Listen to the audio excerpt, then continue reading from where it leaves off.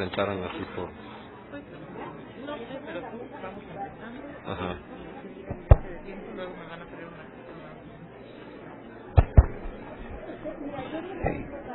Bueno, vamos a dar inicio al foro de participación. ¿René?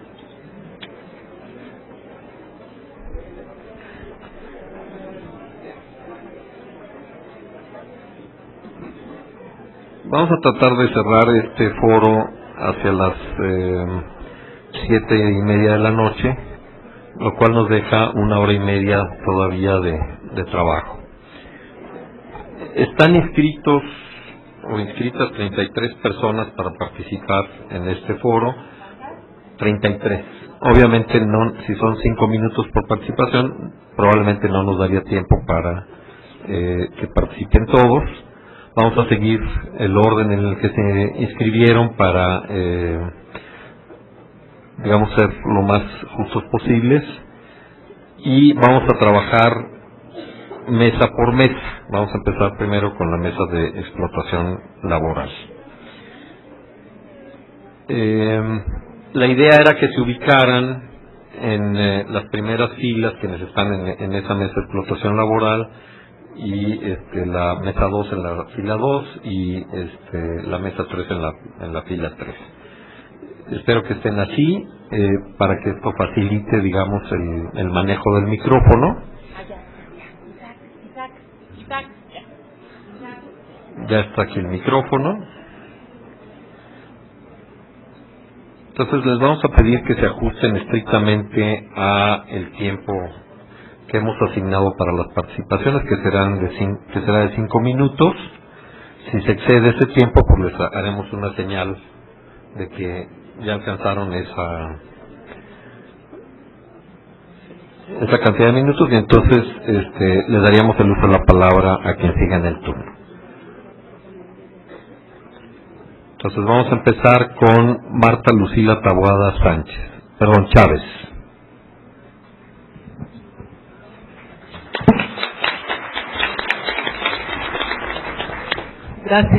Gracias por sus aplausos. Agradezco al Instituto de Investigaciones Jurídicas esta oportunidad y este espacio de reflexión sobre un tema que nos interesa a todos los presentes. Y bueno, los ausentes por alguna razón que también no están, pues los invitamos a que se informen y se enteren. Yo quiero manifestar mi preocupación en el sentido de que hemos hablado sobre la explotación infantil, el maltrato, la discriminación hacia los niños, y mucho se ha hablado por los expositores sobre el cómo podemos evitarla, y se habla principalmente de la educación. Quiero comentarles que yo soy maestra de primaria de formación. Después tuve la oportunidad de estudiar Derecho, y bueno, pues por azares del destino ahora estoy en la investigación jurídica. Este tema me preocupa porque es materia de mi trabajo, que son los niños y precisamente su cuidado y su educación. Sin embargo, hablar de educación pues es un tema muy amplio, muy complejo, porque no solo nos compete a nosotros los formadores este problema de educar a los niños, sino también a la sociedad en su conjunto. Es una preocupación que, pues como ya bien lo refiere Bourdieu en sus obras, es un capital cultural que tenemos desde que nacemos, el educarnos. Pero bueno, yo me voy a enfocar, les voy a platicar específicamente que yo como abogada he estado en la Unidad de Asuntos Jurídicos de Educación en Toluca, en Servicios Educativos Integrados al Estado de México, y entonces pues me he dado cuenta, me he percatado de que es un problema que si bien no se enfoca directamente al proceso de enseñanza-aprendizaje, sí afecta la educación de los niños. Y voy a esto. Fíjense que muchos de mis compañeros maestros desconocen el marco jurídico que regula su quehacer, su actuación, y esto es preocupante, porque esto retrasa, perjudica, y dicen, bueno, pues es que la verdad, pues nosotros no estamos obligados a conocer el derecho. Y entonces observo que hay una falta de vinculación del ser con el deber ser. Entonces, pues me he abocado precisamente a estos temas y me doy cuenta que a veces los maestros, involuntariamente, inconscientemente, a veces incurrimos en maltrato o en discriminación. Esto lo he constatado porque he realizado 2 trabajos empíricos sobre, en principio, el análisis de la falta de actualización de la normatividad laboral. Es decir, el reglamento de las condiciones generales de trabajo del personal de la Secretaría de Educación Pública nos regula todo personal de educación básica y no se modifica desde 1946. Entonces me aboqué a un trabajo, a una muestra en donde la mayoría de los maestros desconocen específicamente, o sea, sí tienen la idea, saben sus derechos y obligaciones de manera general, pero a ciencia cierta no, específicamente no, porque también hay una nota mala y eso no lo saben los maestros. También hice otra investigación en donde sobre la naturaleza jurídica del trabajo docente. Entonces voy a esto de que los maestros hacen un trabajo, o sea, se debe de quitar esa idea de que pues el maestro bueno apóstol abnegado y que debe de conocer la normatividad laboral que regula su trabajo docente. Muchas gracias. Gracias a todos. Manuel Oropesa Flores.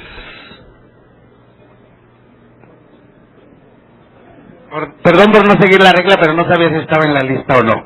Bueno, pues yo más que agradecerles, les reclamo porque falta mucha reflexión todavía, y aún más, y felicitar a Norma Barreiro, que es una amiga de Ruta de hace mucho tiempo, y me gustaría, no lo nombraste en tu ponencia, pero sería muy bueno, como lo hiciste en un libro que hiciste sobre los trabajadores de la Central de Abastos, que también igual la ayuda doméstica se convierte y lo traspolan a sus negocios, muchas familias, a los hijos, y les dicen, van a aprender el negocio aunque estén chicos después de la escuela, porque tienen que aprender el negocio, y esa es explotación también, familiar y doméstica. Y eso ahí, nada más falló un poquito en eso hay que retomarlo porque es cierto, no lo ven como, dicen, es un aprendizaje, y no es un aprendizaje, es una explotación también familiar. Y otra también que me gustaría mucho que se tocara aquí, que también Gerardo Sauri lo hizo en el Congreso de la Unión, sobre la explotación también laboral y las víctimas de la discriminación de los niños y niñas y adolescentes por su orientación sexual, que bien lo tocó un poquito Julia, nada más como homosexuales, pero no nada más es en la situación de nuestra orientación sexual, sino cómo se carga la reestigmatización en nosotros. Porque además alguien con orientación sexual diversa a la heterosexual, como los mushes en Juchitán o los mampos en Chiapas, los van guiando a eso, atender a los padres porque son los que se van a hacer cargo de ellos. Entonces los niños, el padre o la madre, van orientando a esa situación a muchos de sus hijas o hijos. Entonces viene esa doble victimización en la discriminación por orientación sexual. Y entonces sí debemos de retomar esa parte que bien también lo decía la compañera Victoria en su situación de la explotación, pero también sobre orientación sexual que la OIT maneja. No me acuerdo en qué artículo, pero maneja lo de la explotación por orientación sexual o la discriminación laboral por orientación sexual, que nos estaba pasando afortunadamente. Ayer fue aprobado los de seguridad social entre personas del mismo sexo, y creo que tenemos que ir no nada más construyendo la ciudadanía, sino cómo vamos ejerciendo la ciudadanía para la exigibilidad de nuestros derechos, porque hemos construido, y todos ustedes, hemos dado los elementos de la reflexión, que son los que acaban con el prejuicio, pero no hemos dado los elementos a la ciudadanía. Porque tenemos que irnos a las redes. A lo mejor a mí no me interesan ni las redes ni las alianzas, pero yo como ciudadano o ciudadana de este país soy el titular, como bien lo decían, de nuestros propios derechos. ¿Cómo hacemos para darles esos elementos?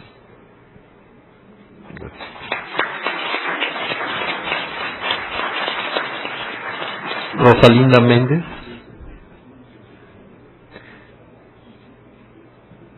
Víctor García. Porque, a ver, ya. Gracias, buenas tardes a todos. A ver, queríamos que se ubicaran por filas precisamente para hacer más fácil la logística del manejo del micrófono. Si hay alguien que está inscrito en para participar, le pediríamos que pase a la fila que le corresponda, de tal manera que sea más fácil la logística de manejo del micrófono. Y recordarles que estamos abordando mesa por mesa, entonces de preferencia que centren su participación o su intervención en el tema que les corresponda por mesa, que en este caso es explotación laboral. Okay. Bueno, muchas gracias. Pues yo me siento afortunada de estar aquí presente en este foro, y más que nada por toda la información que me estoy llevando. A mí me interesa mucho el tema de explotación laboral, porque tengo que hablar de mi comunidad, ¿sí? Porque no puedo hablar de algo que desconozco, porque apenas lo estoy conociendo. Desgraciadamente, ustedes lo acaban de decir, es una problemática invisible, que la tenemos ante nosotros y no la queremos ver, pero ahí está. Yo vengo de una comunidad todavía urbano-rural, que es la delegación de Tláhuac, y en donde apenas se está tiñendo este problema. La explotación laboral en los niños es un tema demasiado crudo, pero real, está ahí. Y me viene a la mente, ahorita, el ver en los semáforos a papá y mamá vestidos de payasitos, con el bebé abrazándolo en brazos y con los otros dos chiquillos, con el bote o con un sombrero, pidiéndole dinero a los autos parados, exponiendo a sus hijos a que los atropellen, o no sé, ¿no?, a que un carro los aviente por ahí. Y me viene a la mente también a gente que viene del Estado de México limpiando parabrisas y que son niños, ¿sí? Entonces, yo no sé si en la delegación haya algún programa que esté al pendiente de esta problemática, pero lo voy a investigar. Me llevo esto, o sea, sí me interesa el tema de explotación laboral en los niños, porque es un problema latente. Si no lo queremos ver, a mí me viene que tenemos que sensibilizar primero a las personas, primero a los padres, pero yo creo que también sería bueno empezar con los niños. Soy maestra, soy licenciada en educación preescolar, tengo un centro comunitario, y esto me ha servido primero para reflexionar y llevarme un análisis que tengo que hablarle a los niños de lo que es esta problemática. Recordemos que los niños son el futuro de este país. Si nosotros no les enseñamos a los niños lo que es explotación o lo que quiere decir esa palabra, pues ellos no van a saber, ellos lo toman como algo normal, ¿sí?, el ayudar a los papás, porque hace falta el dinero. Con un sueldo de 50 pesos diarios no alcanza para comer. Ellos tienen que ver de dónde sacan para alimentar a la familia, ¿sí? Entonces, este tema está por demás, así como que yo ahorita me llevo muchísimas cosas de primero esto, lo que mañana me van a enseñar, pues compartírselo a mis padres de familia, a los padres de familia que van a la estancia infantil, y decirles que ese es un problema. A lo mejor ellos no lo quieren ver o lo están viendo, pero no quieren saber de él. Entonces, hace falta mucha información, muchísima información, ¿sí? No sé, a lo mejor en el radio, en la televisión, ustedes están al frente de todo esto, se han hecho estudios, están en la Asamblea Legislativa, yo creo que se puede hacer mucho, ¿sí? No tocan el tema. Yo no veo en la televisión, no veo en los medios de información esta sensibilización que necesitamos como padres de familia, que necesitamos como ciudadanos, que necesitamos como seres humanos, ¿sí? El maltrato a los niños debe ser penado. La explotación, yo creo que no se vale. Pero bueno, son temas que tocan la fibra, ¿sí? Pero cuando no lo sabemos o cuando no somos, por ejemplo, de lo que hablaba Norma, de lo que hablaba Victoria, que viene de Nicaragua, digo, bueno, dice, ella me habla de 5 millones, ¿no? Y aquí cuántos somos, sí, debe espantarse. Entonces me llevo muchísima reflexión, gracias Mónica por invitarnos, de verdad, y sí me interesa el tema, prometo seguir estudiando más, pero por eso yo quería participar, ¿no? Licenciada Julia, híjoles, me encanta la investigación que usted está haciendo. Muchísimas gracias.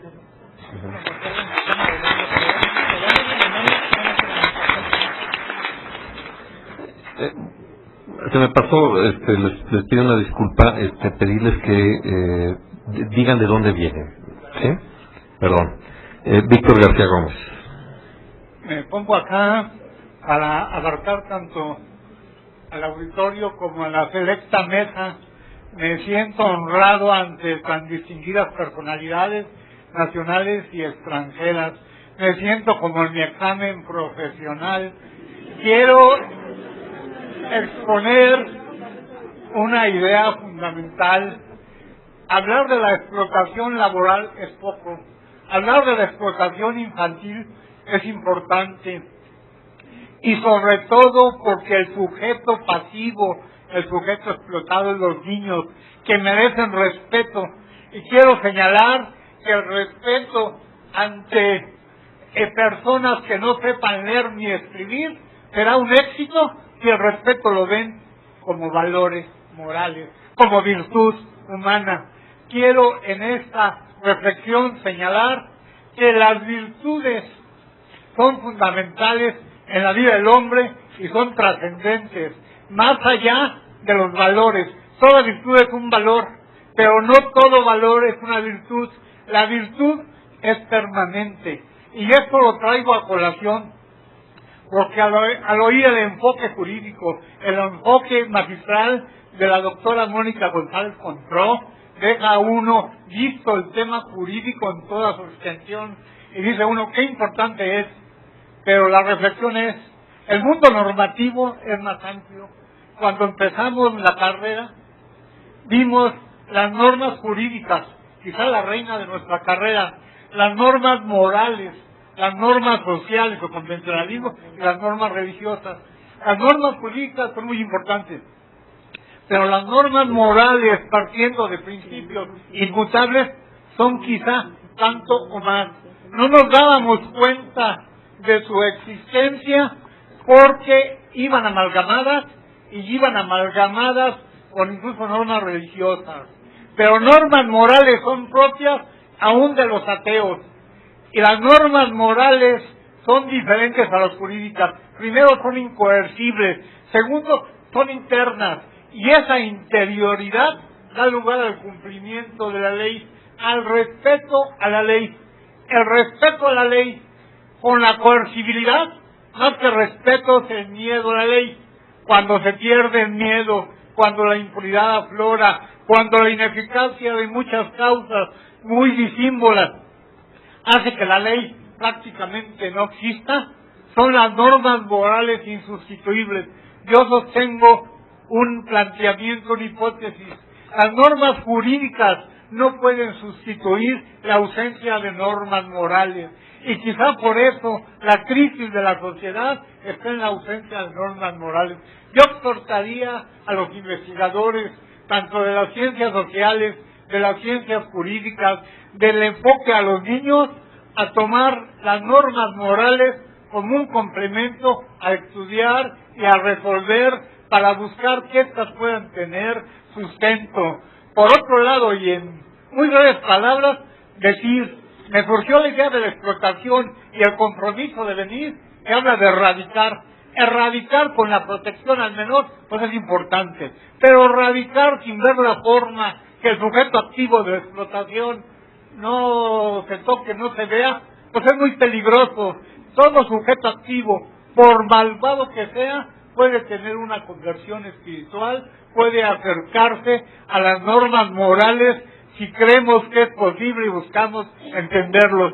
Yo exhorto humildemente a todos los investigadores a que el tema de las normas morales y a distinguir entre virtudes permanentes y valores transitorios, a profundizar en ello, para que logremos que el objetivo, el ser humano, la sociedad, cumpla su compromiso de respeto a la ley y sobre todo el respeto a los niños. La ley debe ser respetable porque debe ser valiosa, pero debe ser respetada por todos, independientemente de tengan sanciones jurídicas o no. Muchas gracias.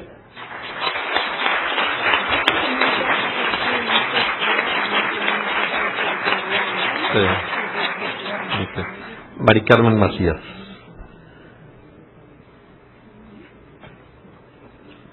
Muchas gracias y también mil gracias por la oportunidad, Mónica. ¿De dónde vienes? Yo trabajo aquí en el Instituto de Investigaciones Jurídicas y bueno, siguiéndome la convocatoria, tengo que leer para ser concreta y lo que yo trabajo o planteo es el trabajo de menores y la inspección del trabajo. El trabajo de menores constituye una de las grandes problemáticas de nuestro tiempo que sin duda alguna tenemos que resolver. A nivel mundial, por ejemplo, se habla de cifras en un primer informe que emite la ONU, en el año más o menos de 2008, señalaba que había una cantidad de 218 millones de niños trabajadores.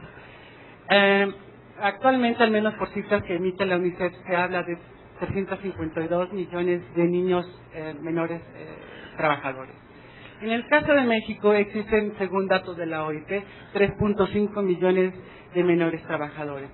En este caso, pues me parece a mí que tenemos que tener pues precaución en cuanto a las cifras exactas, en realidad cuando se habla de trabajo de menores, porque hay una condicionante muy especial, es decir, los menores trabajadores están en esa situación en un estadio, es decir, en un tiempo.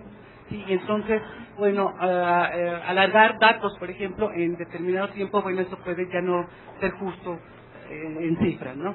Ahora, en México hay una variable enorme de cifras, las ONG nos hablan de unas, la INEGI tiene otras, etcétera.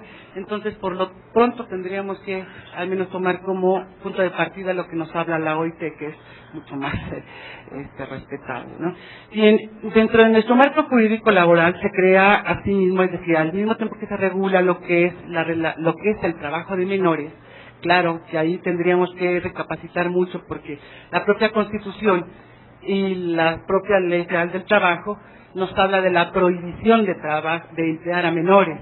Esta prohibición tendrá que ser alusiva a derechos. Esta es una gran pregunta que posiblemente queda por ahí.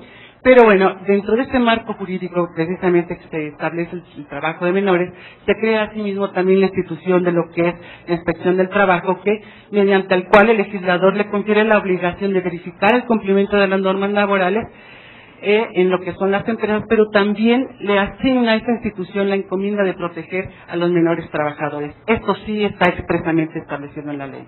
Ahora bien, basándonos en el análisis previo sobre la inspección del trabajo, concluimos que esta institución en la actualidad carece de eficacia y por lo tanto de operatividad, por razones de su propia naturaleza administrativa, el poco interés del Estado por tomar precisamente el tema de los menores como un tema prioritario. En este caso, por ejemplo, un dato vale aquí, o podría valer si me lo permiten, es que hace más o menos 2 años y medio, por un dato que expidió la Dirección General de Inspección de la Secretaría del Trabajo, resulta que nos señalaban que había 218 inspectores federales, de los cuales había una promesa que en los años subsecuentes se iban a abrir 100 plazas más. Para el caso precisamente de los inspectores locales, esto es todas las entidades de la República Mexicana, en suma salía un número de 344 inspectores del trabajo. Si se le aplica por disposición de la ley que tiene la imperiosa obligación de revisar que se aplique la ley y la protección de los menores, bueno, aquí ya va uno de los datos significativos. La propuesta en realidad, como yo la planteo, es que consiste en que el Estado, con base en los diversos ordenamientos sobre derechos humanos, incluyendo la Convención del Niño, asuma la responsabilidad de abocarse a proteger a los menores, incluyendo a los menores trabajadores, implementando la problemática en la agenda nacional, asimismo revisar la normatividad laboral sobre la materia, adecuándose a las exigencias actuales de protección. Quiero señalar que dentro de lo que son las iniciativas de modificación a la Ley Federal del Trabajo no existen modificaciones al respecto, es decir, queda tal cual la ley, entonces seguimos señalando, no es el tema de los menores y menores trabajadores en este caso, no es tema que le interese al Estado. En este caso también planteamos que se instrumente jurídica y administrativa, así como financieramente la inspección del trabajo, crear una dependencia o dirección especializada dentro de la misma dirección del trabajo que se dedique específicamente a los menores. Así también, bueno, se podría plantear que se establezca la coordinación de los inspectores del trabajo, federales y locales, para trabajar conjuntamente en centros que permitan conocer sobre el número de menores trabajadores, de estos cuántos son hombres, cuántas son mujeres, es decir, estadísticamente sería importantísimo esto, así como también prever o mencionar o registrar lo que son las edades, por lo mismo que estamos señalando. El tiempo pasa y estos cruzan el tiempo de ser considerados menores trabajadores y bueno, nunca se les protegió, etcétera, ¿no? También sería importante que se tuvieran estadísticas sobre los tipos de trabajo que desarrollan, los salarios y demás condiciones de trabajo, los riesgos de trabajo que sufren, la asistencia médica, enfermedades, entre otros, etcétera. Con el fin, obviamente, de conocer y tratar la problemática de forma más eficaz e idónea. Simplemente, ¿qué efectos tiene el no abocarse a proteger como debidamente a los menores? Bueno, es que al no protegerlos en su relación laboral, invariablemente serán objeto de explotación laboral, realizando trabajos que no son compatibles con sus fuerzas, causándoles daño e incluso hasta la muerte, como comúnmente ocurre en el trabajo del campo que se lleva a cabo en la zona norte del país y donde ya ha habido al menos notas registradas que tiene la OIT, por ejemplo, con los que son los migrantes del campo de la montaña de Guerrero, cuando van a laborar y llevan a toda la familia para lo mismo, ¿no? El futuro potencial productivo que representa se perderá con las consecuencias precisamente del mercado de trabajo. Y ya para terminar, la fácil empleabilidad de los menores y la no efectividad de la inspección del trabajo en sus principales obligaciones puede estar abriendo las puertas para incorporar a los menores en las actividades ilícitas como son el crimen organizado y el narcotráfico. Finalmente mientras las relaciones sociales estén girando alrededor de lo que son las relaciones de mercado, pues no nos queda otra más que rescatar las instituciones que tenemos y trabajar en ellas para mejorarlas. Rosa María Uribe.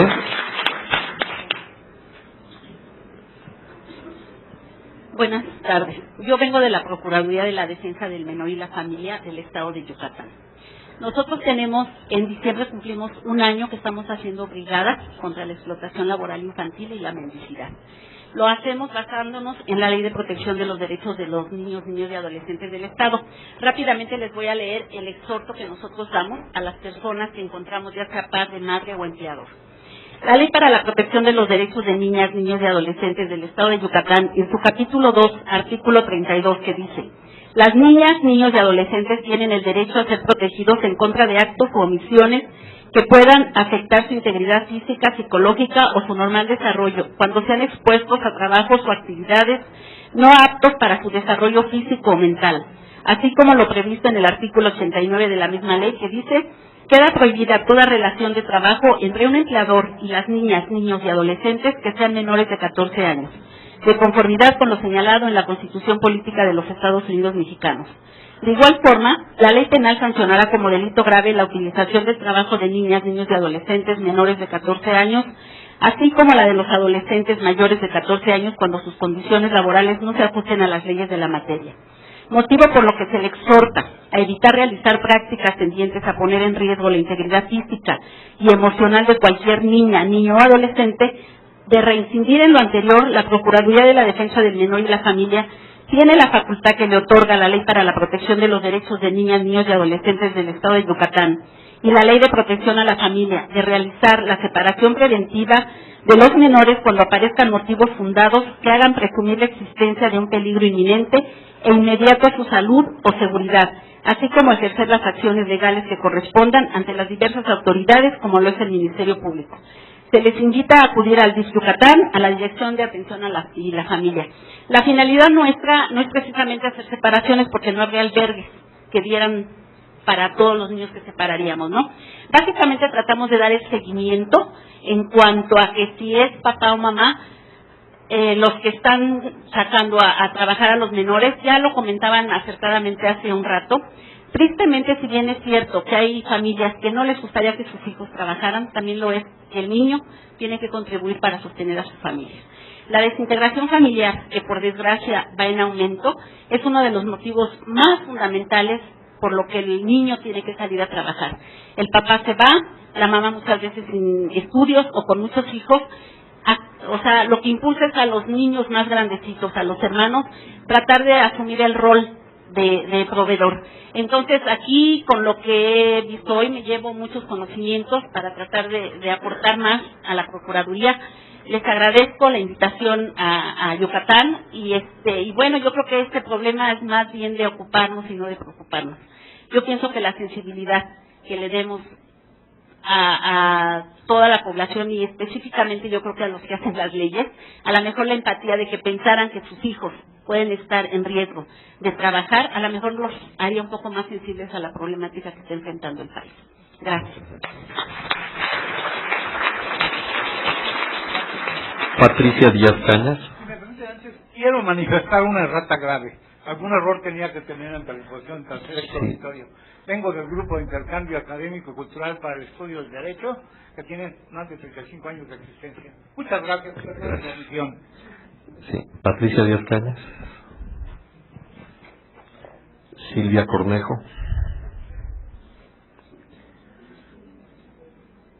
Giselle Rodríguez.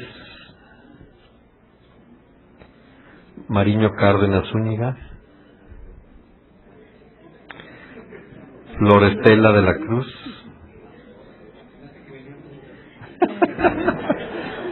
Miguel Macías. Alicia Mendoza. Blanca Rosa Palomo Delgado. Carolina Medel. Marisela Medina. Edgar Cruz. Ok. Bueno, mañana en todo caso les daríamos. Sobre esta mesa, ¿habría alguien que quisiera, adelante? Nombre y de dónde viene, por favor. Almadelia Carrillo, de Save the Children Tabasco. En lo que hablábamos de la erradicación del trabajo infantil, creo que hay mucha materia por aplicar y por aprender. Específicamente, en algún tiempo laboré para DIF y existe el programa de Propagation, que bien decíamos que la beca nos sirve para entrar al hogar del niño y poder manifestar desde allí nuestra preocupación y poder hacer algo por él. El DIF nada más se ve como un número más, no se da el seguimiento y hablo con derecho de causa porque tengo aproximadamente 7 meses de dejar de laborar en esa área en la cual llevo una coordinación y tristemente el niño es nada más un objeto de número, se le otorga la beca y no hay seguimiento en ningún sentido. Entonces creo que al momento de querer abarcar esa parte jurídica a nivel nacional tendríamos que hacerle realmente un exhorto al gobierno para que él desde esa área no solo aumente la cantidad de niños becados como una formación de paternalismo real, sino como una fuente para poder entrar y evitar la vulnerabilidad del menor como tal en ese caso. Muchas gracias.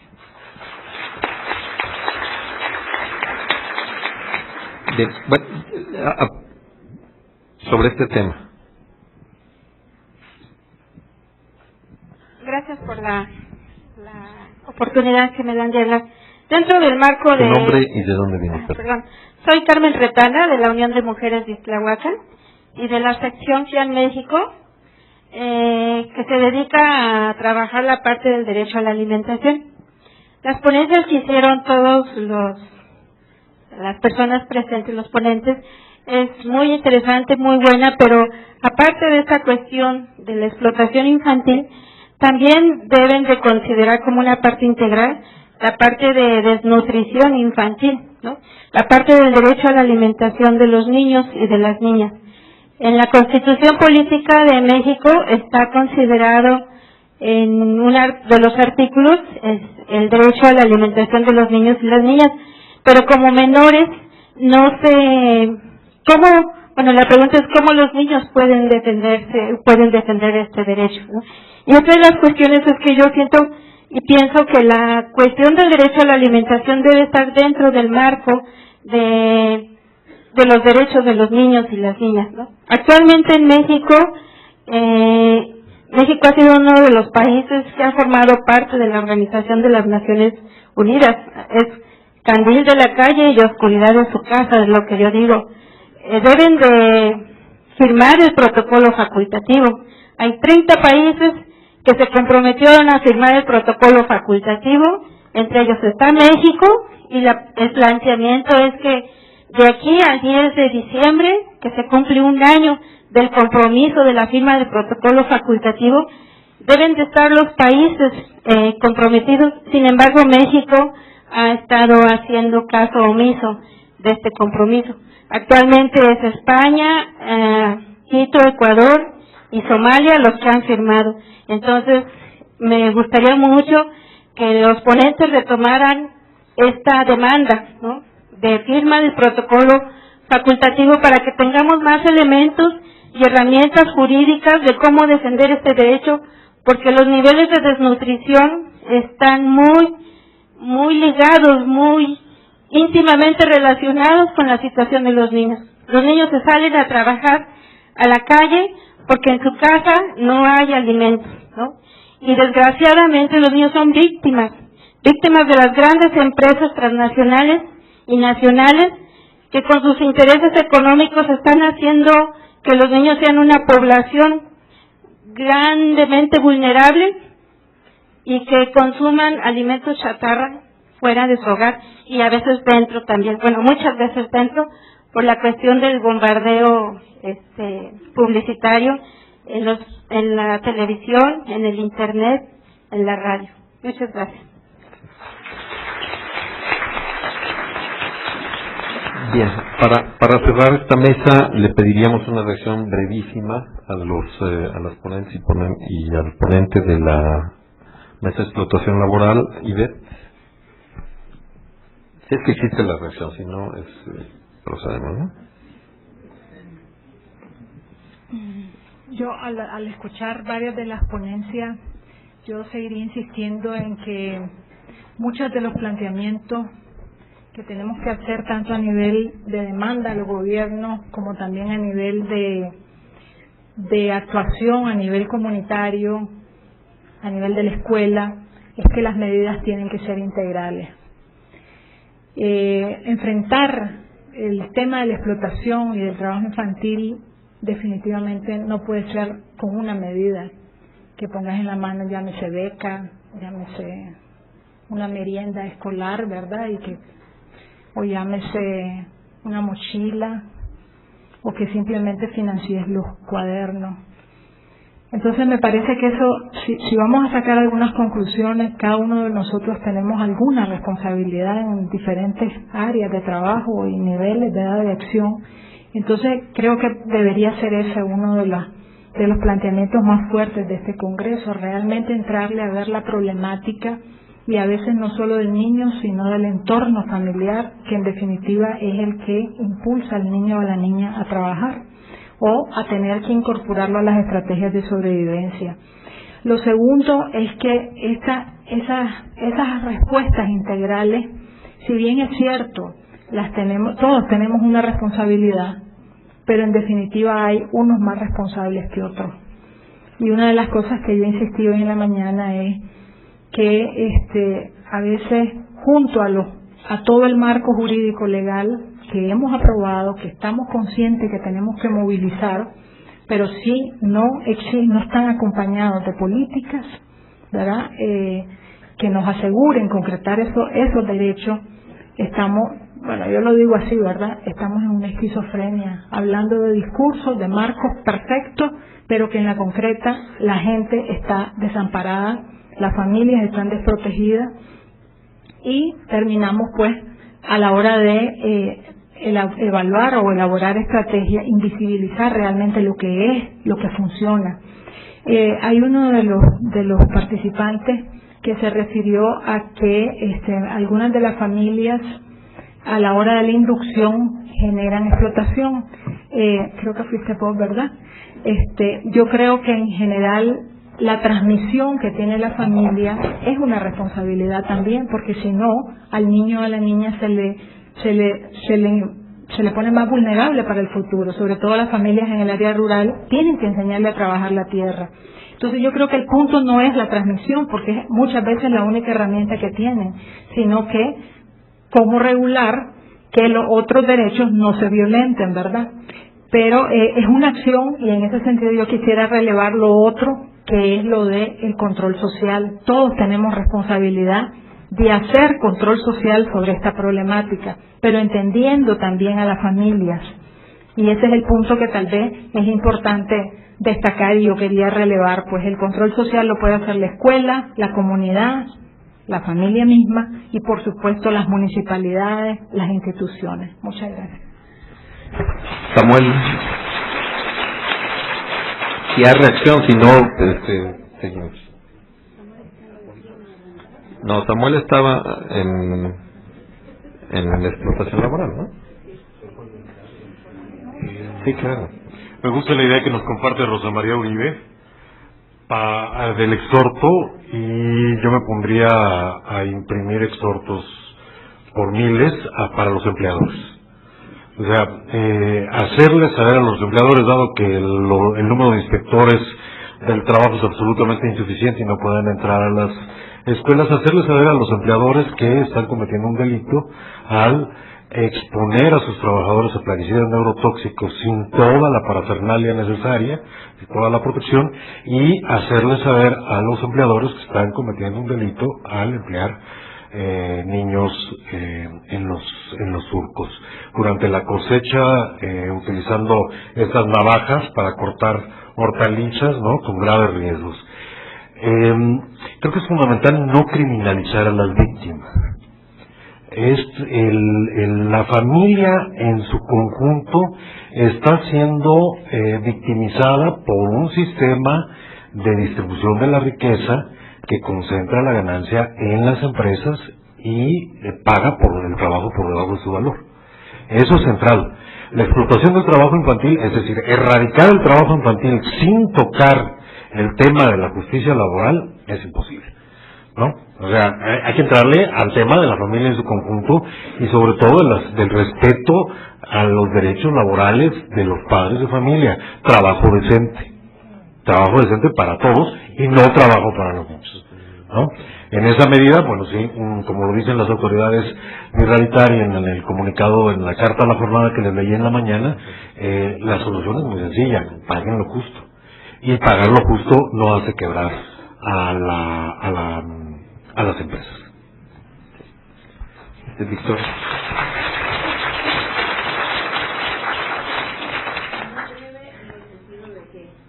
Complementar lo que ya los demás colegas han señalado, y es algo importante porque lo señalaron muchos de los participantes. El tema de la sensibilización y de la información es absolutamente clave, y es un tema en el que podemos, desde nuestros propios roles, participar, informar a los demás, eso que ustedes mismos están proponiendo. Y me parece que eso es bien importante en relación con lo que mencionaban los compañeros, ¿no? Es la única manera de ir haciendo la problemática visible, es la única manera de ir construyendo ciudadanía, de ir construyendo exigibilidad de derechos, a partir de que nos informemos, a partir de que sepamos no solamente que tenemos derecho a, sino cómo podemos acceder a esos derechos, cuáles son los mecanismos que no existen. Y solo una brevísima llamada de atención en relación con tratar de evitar criminalizar la pobreza. Ahí creo que es una llamada de atención porque ciertamente a veces los padres facilitan efectivamente que los niños y las niñas se incorporen al trabajo, pero es por una situación estructural que rodea a esa familia. Yo creo que tenemos que tener mucho cuidado de no facilitar entonces que las consecuencias sean victimizar aún más a una familia que ya de por sí está victimizada estructuralmente, y entonces vamos a quitarte los niños, vamos a facilitar más desintegración familiar, porque como eres pobre finalmente no los puedes mantener, pero es su familia. Y tenemos que más bien encontrar los mecanismos que fortalezcan a esa familia, protección social, que es la responsabilidad del Estado, trabajo decente, que es la responsabilidad del Estado y de otros actores sociales, para que esa familia pueda, así como nosotros podemos, ejercer sus roles de protección que también quieren ejercerlos en relación con sus hijos.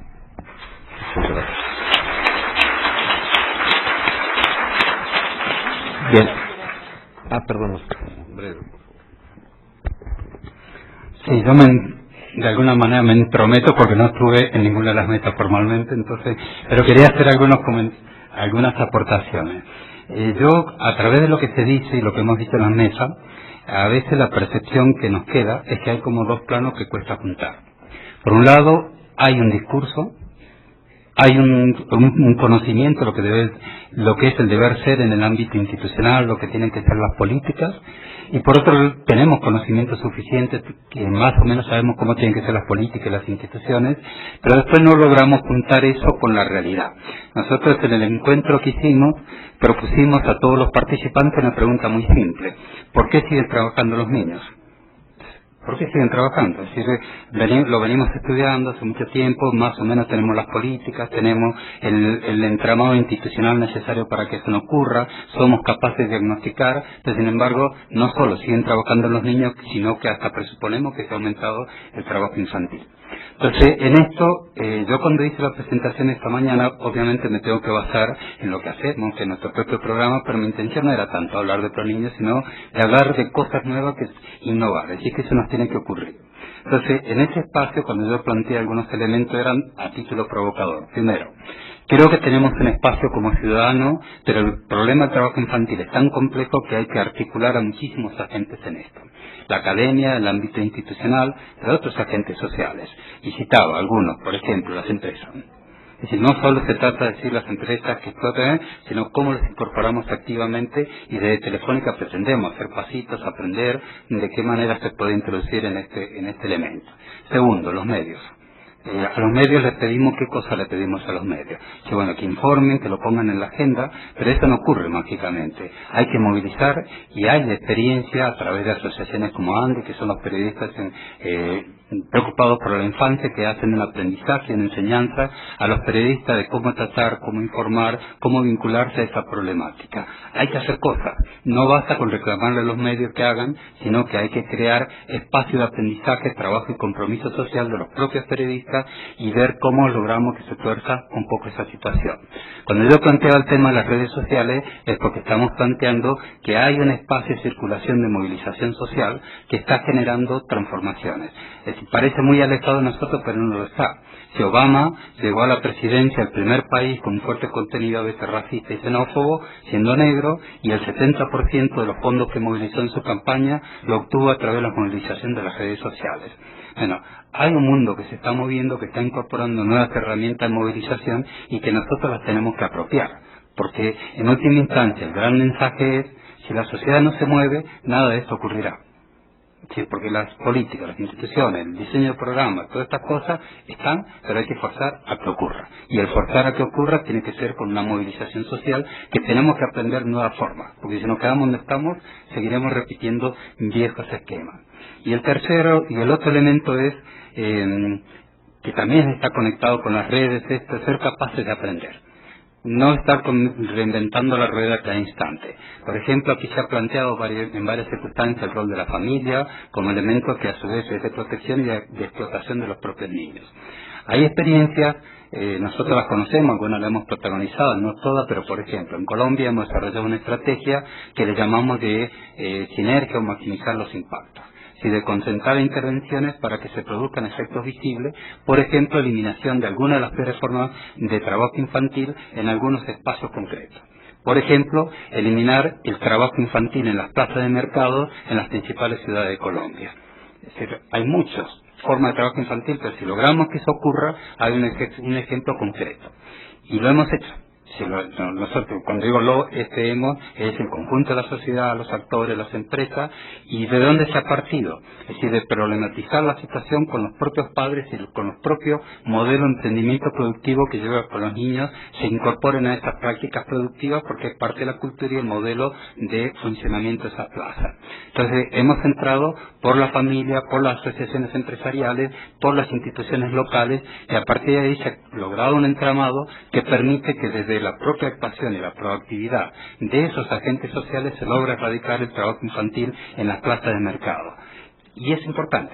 Y finalmente destaco algo que, y ya me callaré, es decir, que hay espacios que tenemos que apropiarnos. La hoja de ruta que lanzó IT es una gran movilización mundial.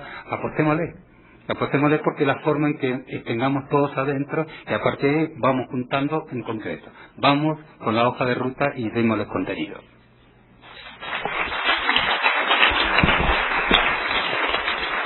Muchas gracias.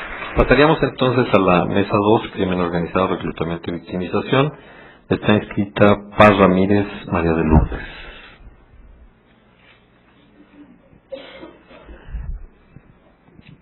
Bueno, yo vengo de Cedesor, tengo 12 años trabajando en comunidades, mi primer año en Cedesor.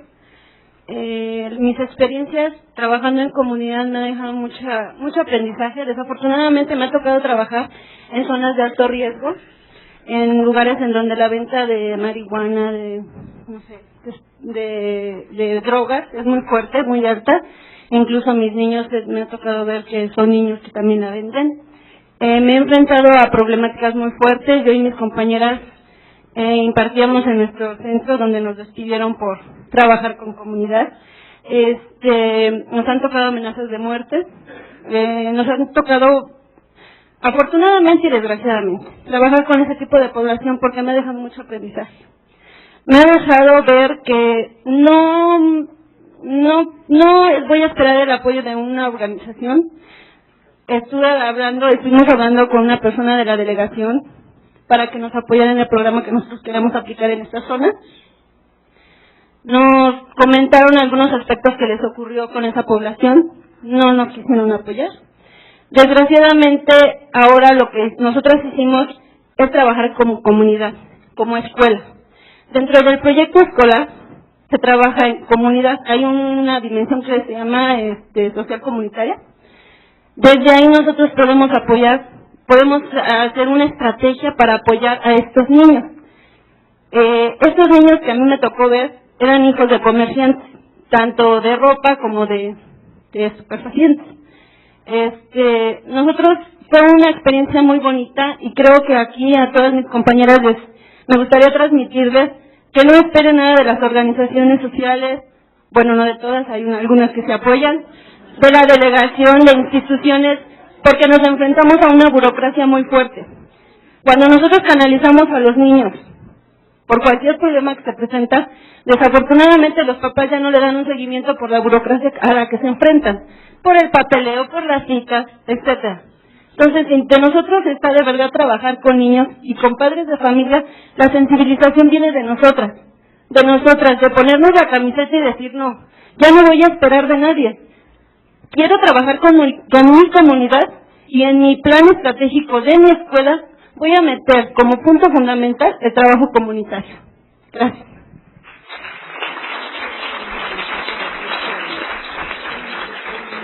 Elba Cárdenas Miranda.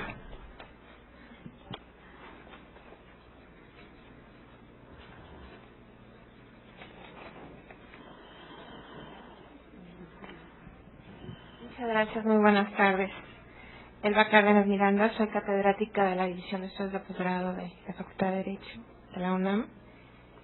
Pero antes que nada soy niñóloga, así me autodefino, porque hace muchos años que soy una defensora de los derechos del niño, y es una convicción de vida que me acompañará siempre.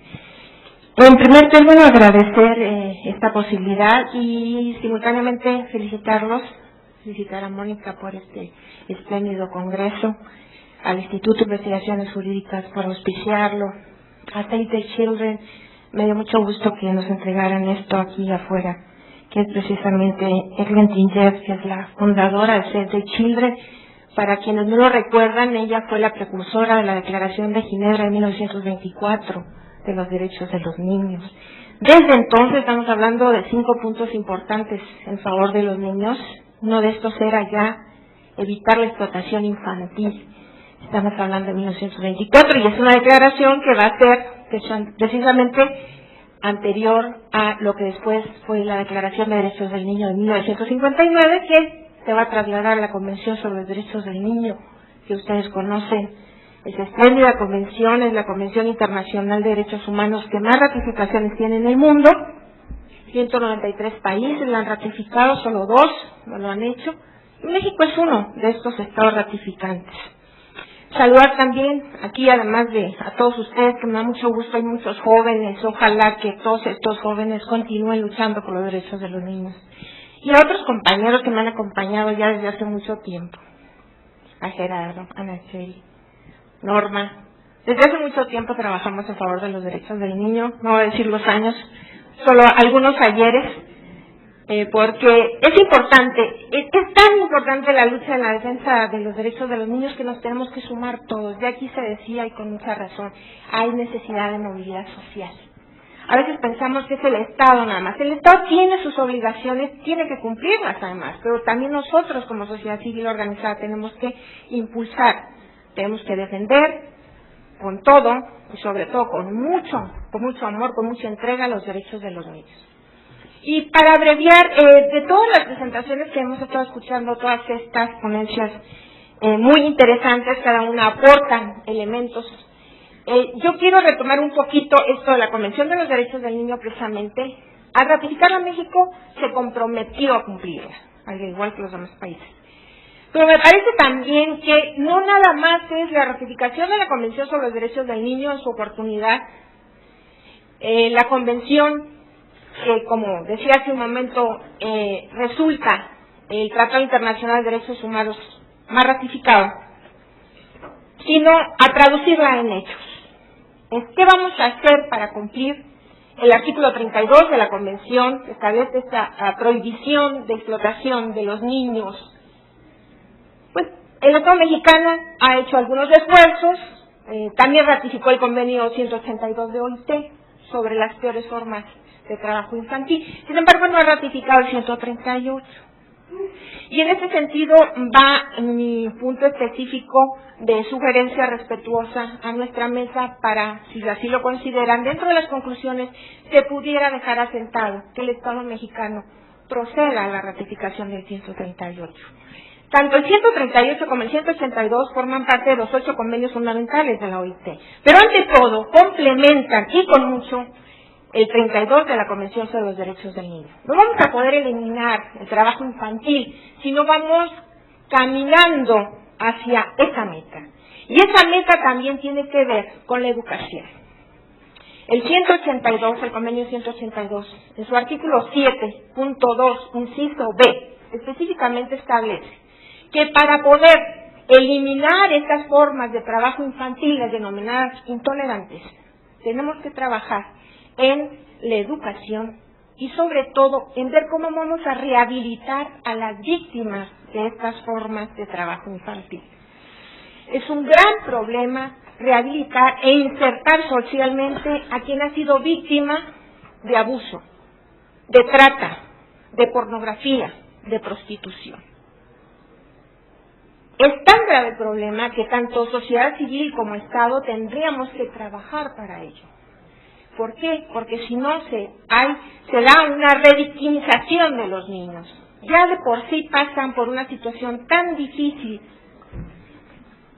tan dura como es estos delitos, que imagínense ustedes después no tener programas sociales para atender esta victimización. Entonces, respetuosamente también sugerir si en conclusiones pudiera proponerse programas sociales para rehabilitación e inserción social de los niños víctimas. Muchas gracias, muy amable.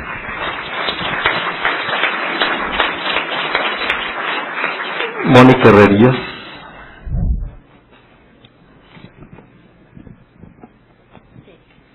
Su servidora, perito en materia de psicología y criminología, auxiliar del Tribunal Superior de Justicia del Distrito Federal. Y bueno, realmente mi intervención va un poco más en compartir la experiencia que tuve durante los últimos 3 años en la Fiscalía Central de Investigación para la Atención de Niños, Niñas y Adolescentes de la Procuraduría General de Justicia del Distrito Federal. Y de manera muy particular, pues esta experiencia me ha llevado a importantes retos, sobre todo en materia de profesionalización, y eso es la parte que quisiera compartirles. Específicamente como dos ámbitos de intervención. Una, pues, la primera intervención que tuve en esta fiscalía fue específicamente en la realización de los peritajes tanto a víctimas como a victimarios, ¿no? Estos perfiles victimológicos y criminológicos, en donde si el planteamiento del problema que te realiza la autoridad ministerial es identifícame el perfil, si esta víctima tiene perfil de haber sido víctima de un delito de corrupción de menores. Caray, empiezo a buscar en bibliografía, por supuesto en México, Argentina, España. En verdad tenemos todavía poca información para poder hablar de que los perfiles en materia de víctimas y en materia de victimarios sean perfiles acabados, ¿no? Entonces realmente creo que tenemos un reto muy importante del cual se me antojaría muchísimo en algún momento poder trabajar con el doctor René Jiménez Ornelas, que siempre toma los retos y que en algún momento también nos apoyó en el trabajo en la Fiscalía. Verdaderamente creo que tenemos que hacer ese trabajo en la intervención, y en verdad me preocupa porque, bueno, estamos ya, por lo menos en el Estado de México, ya de cara al sistema penal acusatorio, que verdaderamente, si no tenemos personal pericial, personal ministerial, los propios jueces, juezas, magistrados, magistradas, realmente empapados en el estudio de esta temática de la explotación, específicamente la explotación sexual comercial infantil, creo que va a ser mucho más difícil el reto, porque hoy por hoy, las propias víctimas, yo podría compartir ahí desde la otra intervención que tuve, decía Gerardo Sauri, que el día de mañana se va a realizar esta relatoría sobre el seguimiento a la recomendación 04 del 2009, que fue justo la segunda parte de la intervención que tuve en esta fiscalía. Como representante de la fiscalía, tuve la consigna de realizar la supervisión a los albergues que se encuentran acá en el Distrito Federal, y verdaderamente fue preocupante para mí el haber vivido la experiencia de haber tenido la suerte de haber compartido entrevistas clínicas con adolescentes, sobre todo jovencitas, que han vivido esta experiencia y que verdaderamente, no a ellas mismas en verdad no se les antoja tener el trato como víctimas. Y no solo que no se les antoje tener el trato como víctimas, sino que verdaderamente, el plantear la posibilidad de que ellas formulen la denuncia por este tipo de delitos, específicamente por sujetarlas a prostitución infantil, no es una dinámica que a ellas les puede interesar, porque incluso te lo reclaman. Dicen, es que si hoy estoy en este albergue, realmente me están quitando mi fuente de trabajo, el derecho a una alimentación digna, y entonces verdaderamente aquí me sirve bastante ese cuadro sobre los derechos de los niños y las niñas que en otro momento realizaste, Mónica, porque verdaderamente cuando en la intervención pericial buscas cuadros nosológicos que la psicología y la psiquiatría te dé para encuadrar a esas víctimas, no caben en esos cuadros nosológicos, caben más en el cumplimiento de la Convención sobre los Derechos de los Niños y de las Niñas, y entonces se me antoja enunciar todo ese cuadro en donde, por supuesto, que se violenta el derecho a la identidad, el derecho al estatus familiar,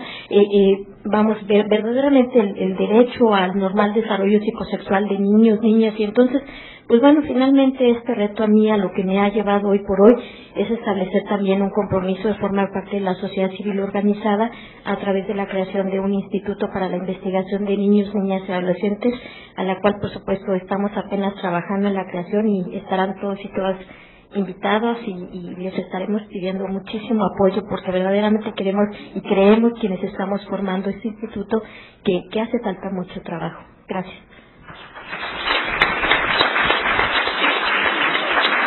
Margarito Zaragoza Gastel. García Cruz César.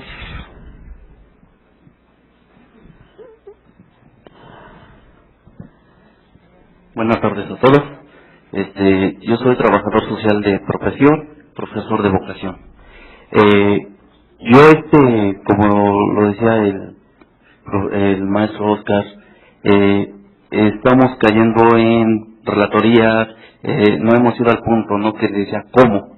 ¿Cuál es la propuesta? ¿A qué le apostamos? Si bien sabemos que las instituciones no funcionan para lo que fueron hechas, las políticas sociales no están de acuerdo al modelo educativo o a lo que nosotros proponemos o necesitamos, muchas veces nos dicen, no le des al pueblo lo que necesita, sino lo que te pide. Entonces nos venden toda esta mercadotecnia, nos venden todo este tumulto de situaciones que nos hacen, como dice ustedes, lo invisible, ¿no? Los problemas latentes, sociales, no los vemos. Estamos más preocupados viendo la televisión, viendo quién salió de la academia, quién no, cuando tenemos otro tipo de problemas en que enfocarnos. La propuesta yo la he puesto por la prevención. Una cultura de prevención. Porque México es un país paliativo, que solamente da puras curas, por encimita, y no radica nada de raíz. Entonces yo digo que si hacemos una cultura de denuncia y una cultura de prevención, empezaremos a mover la conciencia social del mexicano. Puesto que estamos sumidos en eso, ¿no? Que pues me tocó vivir aquí, y así vivo, y así soy, y porque así le tocó a mi papá, me toca a mí también. Yo desafortunadamente yo tuve una experiencia cuando realicé mi servicio social. Lo realicé en el Reclusorio Norte. A punto de firmar mi contrato me dijeron no. ¿Por qué motivo? Porque no acepté unos cuantos pesos por cambiar una visita domiciliaria. Me dijeron, ¿sabes qué? Hay que cambiar esto porque, digo, pero el señor no cumple con las normas.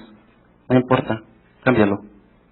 Eso me dio acreedor a un reporte. Yo dije, yo con esto no juego, prefiero salir, y como dice la compañera, desde donde estoy, desde mi arca, empezar a luchar. Buscar este movimiento, este cambio social, que si bien es la obligación del gobierno, también es la obligación de uno, como persona, como Estado-nación, y como eso que hemos perdido de la identidad. Hoy en día nos hemos vuelto, en qué palabra le puedo decir, indiferentes a los problemas de los demás. Le está pasando a él, no a mí. Le pasó en Yucatán, no aquí. Cuando decimos, a unas cuadras tenemos la delegación Cuauhtémoc, donde todos vemos la problemática menos nuestras autoridades.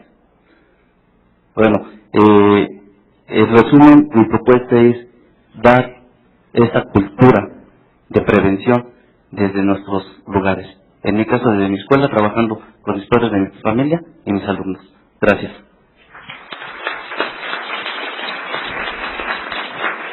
Vianey Bonani. Buenas noches. Soy educadora, soy maestra en preescolar. Esta problemática me interesa porque me gustaría implementarlo desde los niños con los que yo manejo para tener una solución más adelante, no nada más dejarlo aquí como un aprendizaje que yo tuve o nada más. Yo dejé mi escuela por el día de hoy y de mañana y me gustaría el viernes llegar con ellos y platicarles tanto a niños como papás de lo que se está viviendo ahora, porque allá es todavía una comunidad algo cerrada y me gustaría empezar a abrirles los ojos, no de la noche a la mañana, sino empezando a implementarles pláticas donde ellos sepan de qué estamos hablando y a qué venimos. No nada más venimos a jugar, porque es la idea que ellos tienen, y cuando no hay clases allá, se viene algo. Los maestros no tienen que hacer. Entonces, a mí me gustaría llevarme todo este conocimiento hacia ellos, como yo lo entendí, para explicárselos, porque tal vez no les tomé las ideas exactamente como son. Cada quien tenemos diferentes procesos de entender, y me gustaría más con los niños, porque es más fácil moldear a un niño que reacomodar las ideas de un adulto. Gracias.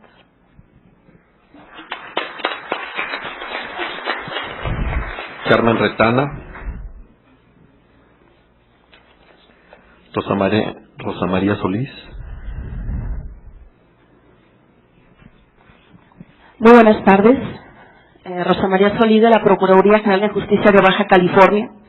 Creo que Tijuana y Baja California aparecen en las estadísticas de todos los ponentes, por diferentes temas, desde el aspecto que tiene que ver con jornaleros agrícolas, explotación, turismo, tráfico, narcotráfico, etcétera. Sin embargo, al momento de que se realizan las estadísticas, se tiene mucho contacto con las organizaciones sociales y en las instituciones de gobierno, que tiene que ver ya con la judicialización de la problemática, existe poco seguimiento a lo que realmente se está haciendo. Después de las reformas al diseño constitucional en materia de justicia para adolescentes, el legislador, en lugar de darle realmente una protección a los menores, deja sin condición jurídica a los niños menores de 12, porque solamente le tipifica como menores infractores a los mayores de 12 y como víctimas solamente pues a los que son víctimas. Pero los menores de 12 que cometen conductas tipificadas como delitos no están tipificadas en la Constitución, ni como víctimas ni como infractores. Y esta situación viene a complicar realmente qué tratamiento le vas a dar a estos niños, porque la Constitución te exige que les des asistencia y tratamiento, pero no define qué autoridad va a determinar esta situación. Se dice que tiene que ser el área de asistencia social, llámese DIF o llámese otra institución. Sin embargo, un niño que está involucrado en actividades delictivas, que es utilizado por el crimen organizado para la distribución de droga, robo de vehículos, tráfico de personas, prostitución, explotación, no puede ser canalizado simple y sencillamente por asistencia. ¿Qué ha generado esto? Bueno, un vacío importantísimo en lo que tiene que ver con las investigaciones jurídicas en contra de quienes los están utilizando para cometer el ilícito. Porque si un niño de 11 años es asegurado con X cantidad de droga, metanfetaminas, o es utilizado para traficar, no se inicia una averiguación previa, en virtud de que el niño no es víctima, está en ese vacío legal que la Constitución dejó. ¿Por qué hago este planteamiento? Bueno, porque esta ruta ha estado siendo utilizada por el crimen organizado no solamente en México, sino en Centroamérica. Cada vez son menores los niños, son menores las edades en las que los niños son utilizados para la comisión de delitos, en virtud de que no hay una responsabilidad jurídica. Y dejaron atados de manos a las autoridades investigadoras para realmente establecer un proceso de indagatoria y no criminalizar al infante, sino generar una línea de investigación para llegar a las bandas delictivas que los están utilizando. ¿Qué hicimos en Baja California? Y esta es una propuesta específica. Se crea una dirección de atención a niños en riesgo delictivo y violencia, cuyo objetivo es atender a estos niños que son utilizados por organizaciones criminales y grupos delictivos, no como objetos de criminalización, sino como niños que van a ingresar bajo la figura de un Ministerio Público de Protección, en donde vamos a indagar cuáles son los factores de riesgo, si hay pandillas que fueron los que los engancharon, cuál es el lugar en donde están operando, cuál fue el movimiento, cuál es el entorno criminológico alrededor del hogar del menor, y de esa manera tener elementos que nos lleven a determinar qué tipo de asistencia y tratamiento y no pedirle a una institución a ver si no los atiende, sino generar una orden de protección del Ministerio Público en base a las características específicas del menor y generamos una investigación paralela sin que el menor sea confrontado y sin que la familia tenga que presentar una averiguación previa que lo pone en riesgo, porque incluso pierden la vida. ¿Qué es lo que nos está generando la identificación de patrones muy particulares, en donde las pandillas son el gancho para incorporar a los niños a través de regalar la droga? La propuesta específica es que en el caso de este Congreso podamos realmente definir cuáles van a ser esos protocolos y procesos que nos van a garantizar realmente la protección del infante en los diferentes rubros. No podemos generar una política genérica, porque cada una de la problemática tiene sus particularidades. Yo propongo que en el caso de los niños utilizados por el crimen organizado podamos generar un protocolo, un mecanismo, ofrezco el modelo que estamos implementando en Baja California, para que podamos combatir esta problemática en otros estados de la República como Ciudad Juárez, Michoacán, o en este caso Tabasco, que los Zetas están utilizándolos para el homicidio de personas por un pago de 1,000 pesos o en su defecto de 500 pesos.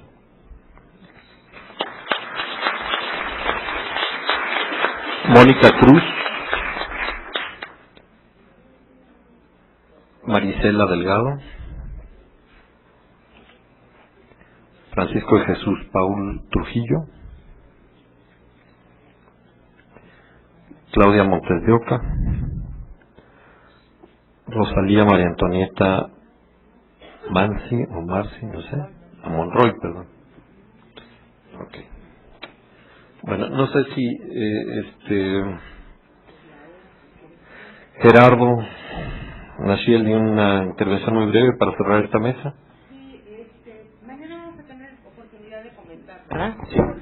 Simplemente en general de todas las participaciones hay una constante que en lo personal a mí me gusta mucho y es esta necesidad y todavía la permanencia de que hay que hacer cosas, de que hay que hacerlas desde el ámbito cercano. Yo soy una convencida de eso, creo que lo tenemos que seguir haciendo y que ustedes todos, dentro de las participaciones de todos, hay esa constante y yo la reconozco y me hace irme a dormir tranquila, por lo menos hoy, ¿no? Hay algunas cosas que quisiera comentar, pero no las voy a comentar hoy sino mañana, de lo que ustedes nos compartieron para poderlo seguir discutiendo, ¿no? Para que no... Sí, yo sí haré un comentario, espero breve. Mañana no estoy, ya les comentaba que tenemos este evento, pero mi compañera Andrea, que les había dicho que vendría a tomar nota, va a estar haciendo reflexiones. Yo siento que en las ponencias hay la necesidad de reflexionar sobre algo que no me dio el tiempo, y es las características del sistema de protección, los niveles en donde hay que intervenir en este sistema de protección. Por un lado hay un nivel que es extremadamente humano, operativo, y creo que el ejemplo de Paz es significativo, ¿no? Paz dice, yo no voy a estar esperando a que la burocracia me absorba, etcétera, y además con la juventud que denota, evidentemente, es tragaños, bueno, evidentemente alegra mucho ese planteamiento, porque hay un nivel en donde la función pública debería de estar centrada en justamente saber captar a quienes tienen una vocación y además una formación para poder intervenir profesionalmente y no desde esta asepsia en donde a veces se nos formó. Hay otro nivel que tiene que ver con también lo operativo, como son los protocolos específicos, en donde este modelo habría que analizarlo, hay que conocerlo, suena muy interesante. Evidentemente hay precisiones que se necesitan realizar para que no se caigan en las tentaciones, sobre todo si se quiere compartir a otros estados, de bajo otra vez el esquema de protección de infancia, volver a la criminalización, a los albergues, a la separación de la familia, que yo me hacía la pregunta de si hubiera más albergues, ¿sí se separarían a los niños de la familia? No, ya sé que no era la intención, pero sonó a eso, ¿no? Entonces tenemos que evitar como mucho ese enfoque.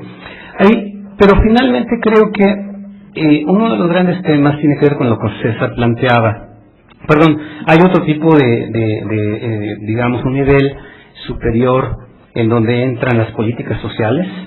Es un debate que se encuentra en lo jurídico y creo que tiene que ver también con esta reflexión, cómo los jueces, cómo los sistemas también se atreven a lo que en algunos países están haciendo, a obligar a las instituciones del Estado a otorgar cierto tipo de políticas sociales y no tener que subsidiar. Por ejemplo, a mí me preocupa que una procuraduría termine haciendo, por ejemplo, una política social que le toca a otra instancia que tiene presupuesto, porque no puede invadir el ámbito de competencia, porque no hay coordinación, etcétera, etcétera. Entonces ese tipo de cosas las tenemos que evitar.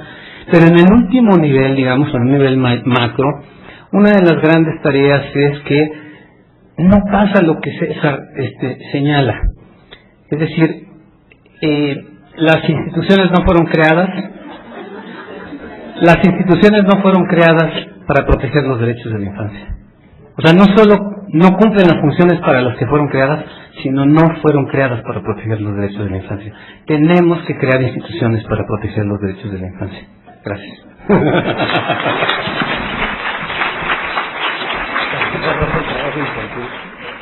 Finalmente, trabajo doméstico y servidumbre, está inscrita Carmen Retana. Perdón, René, perdóname, fue una por eso me cobro. No es no, rápidamente, porque me parece muy importante vincular lo que nos señalaba Oscar con algunas de las no solamente propuestas, sino también problematización de algunas cosas que nos pueden señalar. La movilización social, en términos del aprovechamiento de las redes sociales, retomando algunos de las propuestas en términos de la no doble victimización de los que ya fueron víctimas, es decir, estos programas sociales que nos señalaban, las propuestas también de Baja California, que creo que, y haré otras propuestas el día de mañana en términos de cómo vincular estos estudios que desde la academia estamos funcionando a este tipo de propuestas que ya podríamos estar pensando pueden ser un pre a esa movilidad social y esa construcción de redes. Mañana yo utilizaré más antes de que me pongan rojo.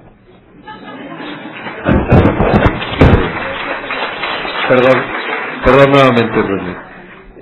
Bien, trabajo doméstico y servidumbre, Carmen Retana. Perfecto. Florestela Cruz. Ok.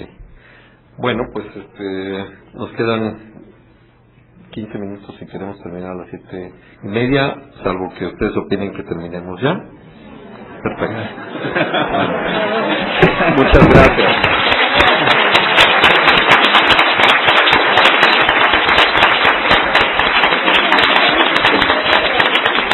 Bueno, mañana entonces haríamos un espacio para esta intervención en trabajo doméstico.